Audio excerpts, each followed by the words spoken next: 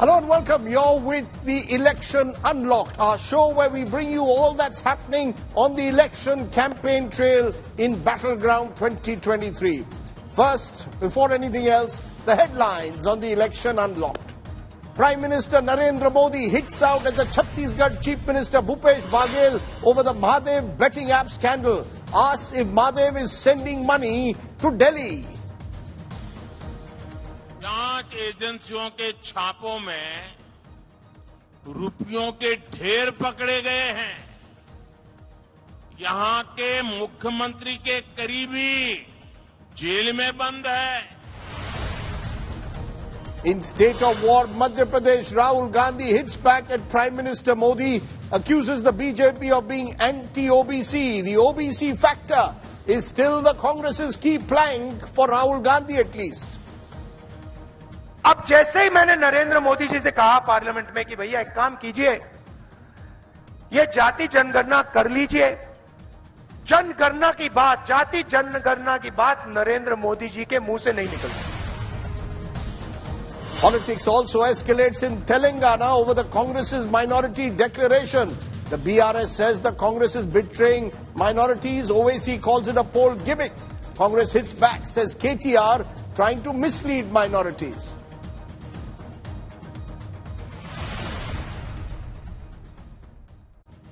But to our top story, Chhattisgarh and Madhya Pradesh set to go to the polls this Friday, and the battle has just got escalated even further. All the heavyweights of political parties are focusing on these two states at the moment, Chhattisgarh and Madhya Pradesh, in the heart of India. Prime Minister Narendra Modi delivering a fiery speech during an election rally in Chhattisgarh Mungeli district, slamming the Congress government in the state. Addressing the Vijay Sankalp Maha rally, he focused particularly on Chief Minister Bhupesh Baghel, accusing him of being involved in the alleged Mahadev betting app scam, where the Enforcement Directorate has linked the Congress leader with an ongoing investigation. Prime Minister Modi saying action will be taken against the corrupt in Chhattisgarh after the BJP comes to power. Meanwhile, Chhattisgarh Chief Minister Bhupesh Baghel quick to hit back at the Prime Minister over those corruption allegations against the state government. In a scathing attack, he asked the Prime Minister not to be selective.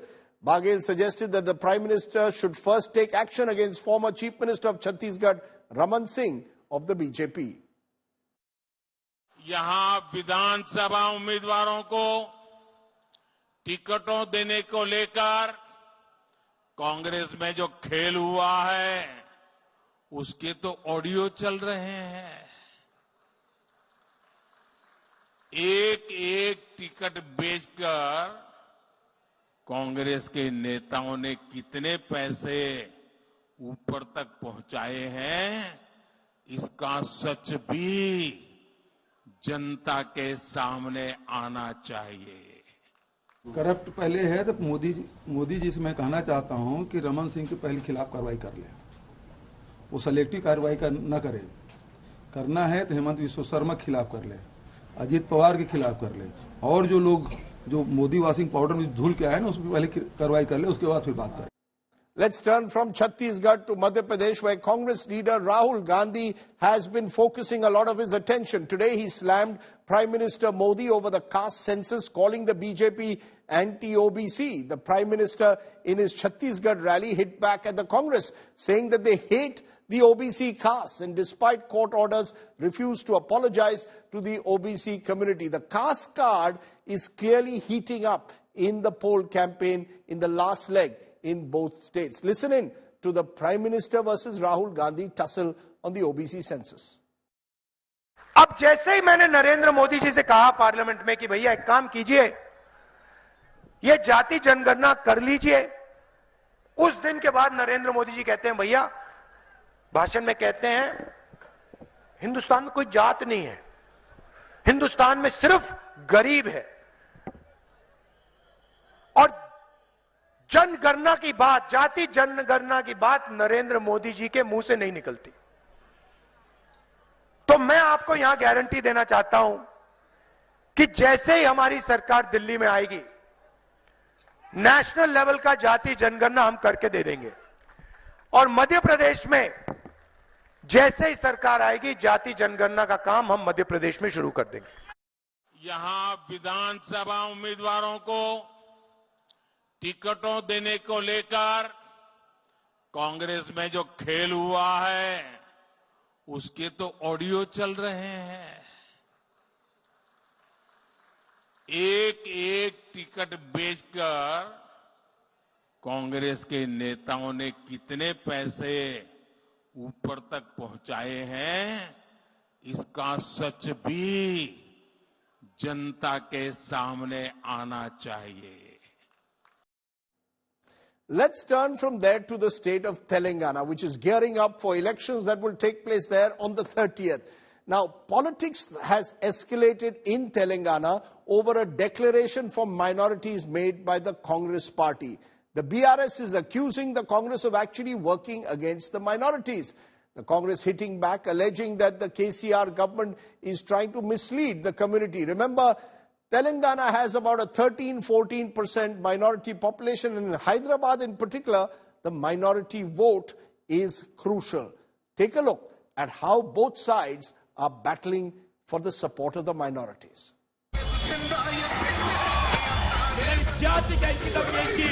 With Telangana elections fast approaching, the battlefield is filled with heated debates on which is the most credible party for people of the state. In the latest face-off, BRS has cornered the Congress, accusing them of working against minorities. Congress has promised a caste survey in Telangana, on the basis of which minorities will be assured opportunities in government jobs, education, reservation and other sectors. BRS has likened this move to the BJP's ideology, calling this an anti-minority strategy. आज Congress party के declaration ये कहता है, ये बोलता है कि एक कास्ट सेंसस करेंगे और सभी को इंक्लूडिंग माइनॉरिटीज को हम मिला देंगे बीसीस में। क्या होगा इससे? दोनों का नुकसान होगा। एक तरफ नुकसान होगा बीसीस का, दूसरे तरफ नुकसान हो जाएगा माइनॉरिटीज का। ये आज कांग्रेस पार्टी का मतलब सोच है। कांग्रेस पार्टी का जो सोच है आज बीजेपी का आइडियोलॉजी से मिलता है।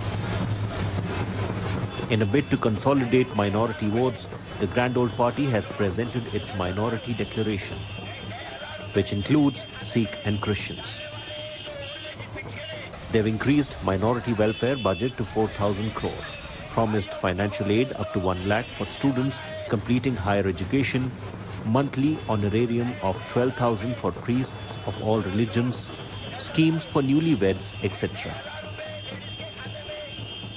This is yet another attempt by Mr. KTR to mislead the minorities. I mean, I'm surprised that he lacks the basic sense and understanding of the backward classes and its quota. The categorization of Muslims for reservation is BCE. You know, when we have given a very strong minority declaration, and I don't think there is anything, if you want to find fault, you can find fault for everything. Whatever their schemes are also, if you can find fault. But I think we are looking at a very positive way. We have given a very positive minority declaration. I don't think there will be any problem. I mean, what they have not done, they are trying to do what. The minority in Telangana has so long pledged their support to MIM. Asaduddin Novesi's brother, Akbaruddin, calls the Congress minority declaration a poll gimmick.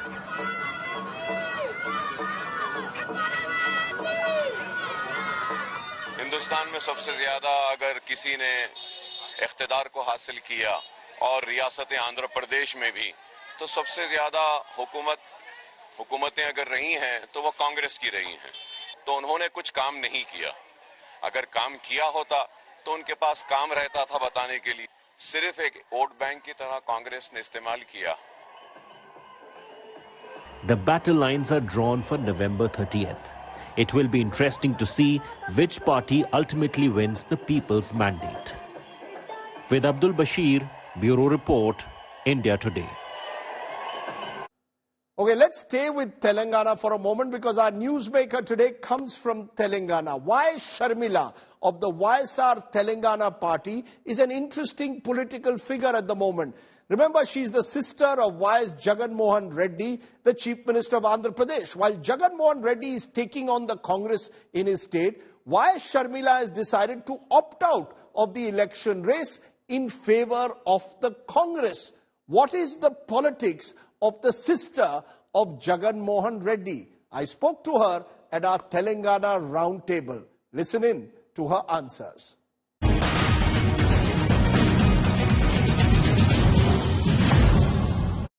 Why Sharmila, till a few days ago, was seen as someone who was going to take on K. Chandrasekhar Rao and the BRS, and now suddenly, 2 days ago or a couple of days ago, decides that I'm not contesting the elections, I'm supporting the Congress party instead. Welcome, ma'am. What suddenly changed for you to decide that you're not going to fight KCR after series of street agitation saying I'm going to drive KCR out of power? Something seems to have happened. Right, sir. So, I would like to go back a little in history and state that my father, late Dr. YSR, Dr. Y.S. Rajshekar Reddy, was a congressman for more than 30 years. He fought 10 elections. 9 of them he won out of Congress. And one election, the first election, he contested from a party that later on merged with the Congress. So after winning 10 elections, he served the people in various capacities: MLA, MP, PCC, CLP, and twice the Chief Minister. So for over 30 years of serving the people from the Congress, the people see YSR as a congressman. And I floated a party called the YSR Telangana Party after my dad's name. And like it or not, I bear my dad's legacy. And it so happens that in case I contest these elections, the vote share that I am going to get would have originally belonged to the Congress party. In a recent study, it was established that in more than 55 seats, I am going to majorly dent the Congress party, and in more than 20 seats, I am going to actually help Congress lose. So, at this juncture, where Congress has a chance to topple the KCR government, agreed, that chance is not mine, but somebody else has a chance, Congress has a chance, and I decided to take a step back and support someone who has the chance in order to oust KCR's government. You know what I heard? I heard that the Congress told you, ma'am, that please don't ally with us, but join us. You have to merge your party with the Congress and we will fight together. And you said no. Is that true that you had an offer to merge your party? You were insistent that you wanted to continue as YSRCP Telangana. That's the reason why things didn't work out. And you were hoping to get some kind of a position within the Congress. It is a fact that I wanted to work hand in hand with the Congress party some way in order to bring down the KCR's government. But somehow for reasons, various reasons, it did not materialize. No, tell us the reasons. Ma'am, tell us the reasons today. What is it? People want to know, why is it that suddenly you backed out? What was the reason why you chosen not to fight the elections? The people have to know the reasons behind it then. The reason being, after I floated my party 2 years ago, for 2 years, I relentlessly fought for the people of Telangana. When the opposition parties themselves did not know, fine, the government ignored the problems of the people, but even before the opposition parties themselves knew that there was an unemployment issue in the state of Telangana, I went on a fast a 3-day fast for the unemployed youth in Telangana. I continued doing that for 45 Tuesdays. Not only that, we went on a 3,800 kilometer Padayatra. It was a walkathon that was undertaken to highlight the issues, the problems of the people of Telangana. And we walked through the rural parts of the Telangana that nobody ever touched before. But you've still not answered my question. I'm coming there, sir.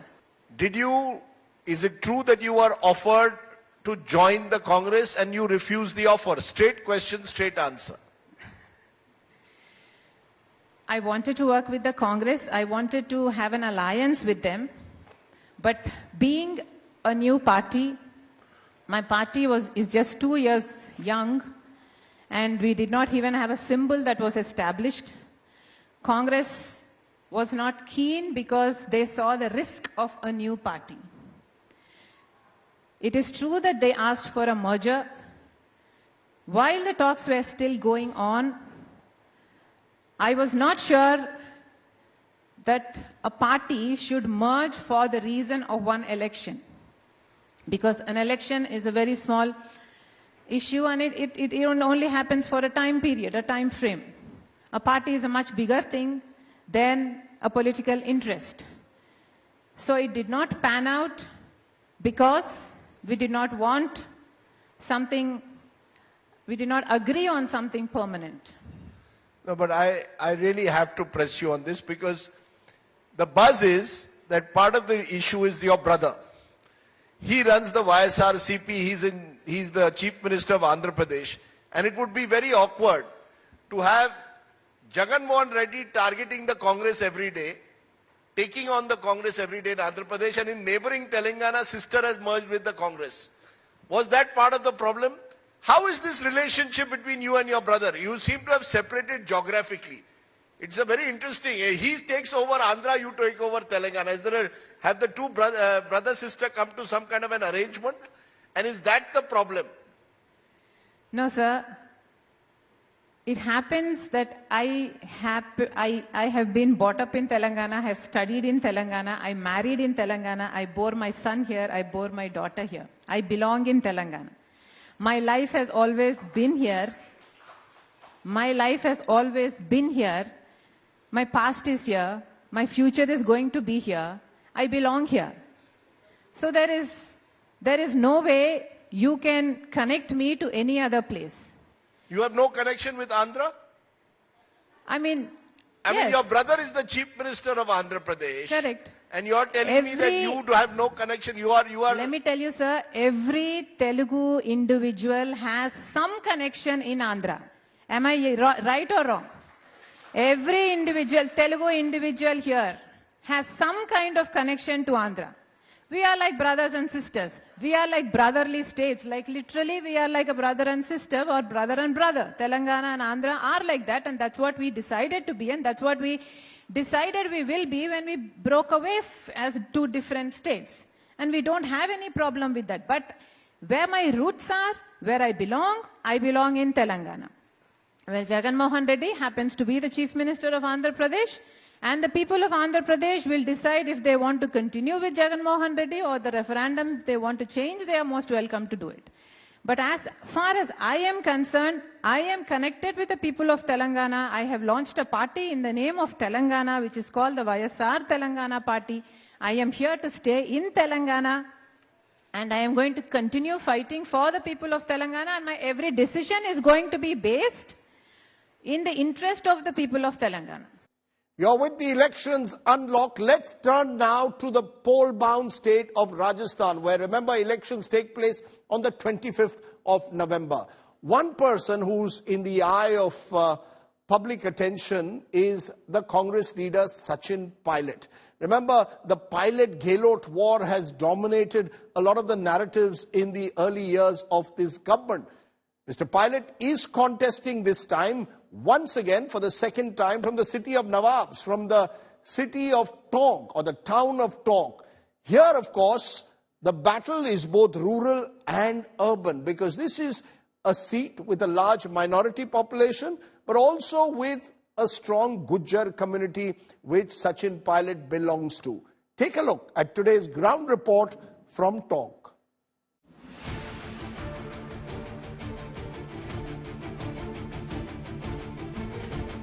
People clamour to get a glimpse of him, to touch his hands, to tell him how they are.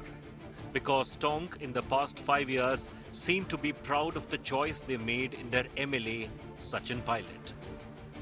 Away from the power corridors of Jaipur, Sachin Pilot connects with people of Tonk on a personal level.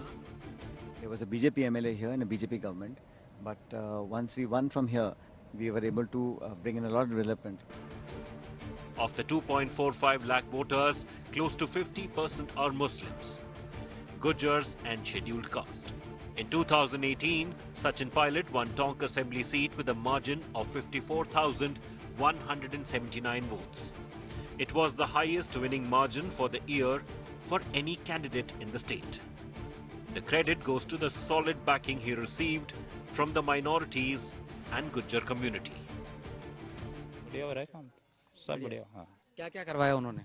उन्होंने हमारे यहाँ पिछला road बनवाया, लाइटें का भी काम करवाया और स्कूलों में ये सब जगह सुविधा करवाया। Despite being a clear favorite, there are issues that still bother this region.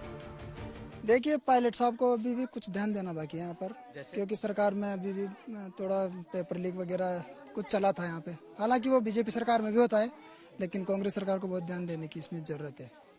जी, मैंने पीटीआई का एग्जाम भी दिया था, मैंने खुद ने भी। बिजली वो तो आती है, लेकिन 3 फेस कम ही आ रही है यहाँ पे। 6 घंटे लाइट आती है हमारे, 6 घंटे कम है वो व्यवस्था। In Bamor village, roughly 10 kilometers from Tonk city, dirty roads overflowing with sewage water and garbage are the telltale signs of neglect. People are dissatisfied, but with local leaders and not the former Deputy Chief Minister of Rajasthan. नालियों की बहुत कमी है हमारे यहाँ पे, कीचड़ बहुत रहता है और परेशानी रहती है गांव में।